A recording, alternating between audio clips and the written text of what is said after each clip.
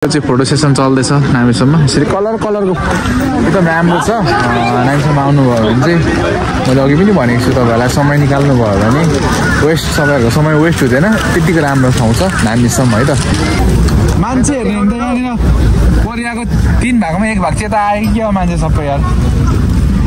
उत्तर कोरियाले यहीँ मात्रै एउटा बम झारिदिनु पुग्ने रहेछ। हेर्ने हो भने चाहिँ अर्कै छ क्या संसार। अब हाम्रो देशमा पनि बनाउन सकिन्छ यस्तो कुरोहरू, हामी सबैले लागि पर्नुपर्छ।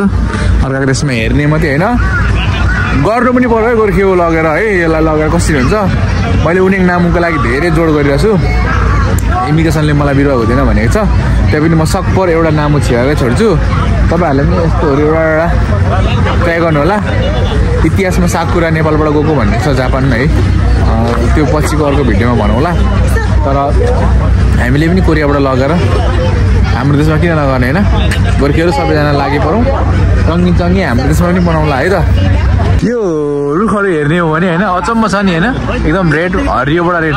यसको स्टार्टिङ पोइन्टहरू देखाउँछु म तपाईँलाई। यो चाहिँ हल्का फेरिँदै गरेको फेस हो होइन, हल्का ग्रिन फेस हो। टोटली प्रोपरली ग्रिन चाहिँ यहाँ छ क्या है। अब यही पत्ता हो।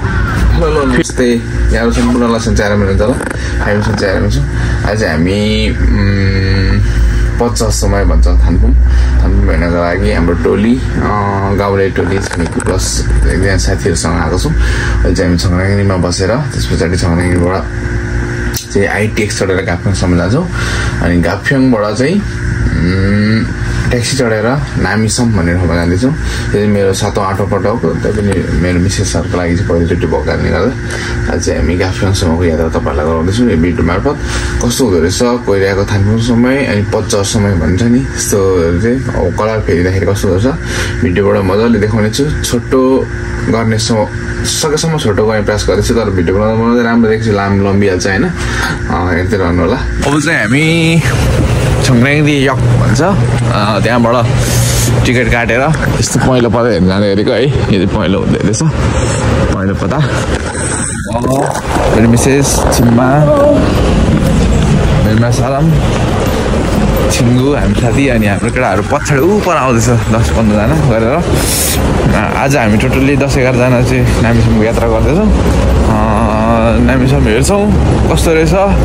अनि जाने तरिकाहरू अघि पनि भने होइन, सौल यक योङथान छङ्ग्राङबाट चाहिँ तपाईँहरूले आइटिक्सको टिकट काटेर गाफियोङसम्म जानुपर्ने हुन्छ। अनि गाफियोङबाट चाहिँ ट्याक्सी चढेर नामीसम्म जानुपर्ने हुन्छ। अनि त्यहाँबाट चाहिँ टिकट काटेर ट्रेन पानीजात चढेर भित्र पसेर रमाइलो गरेर फेरि आउने हो।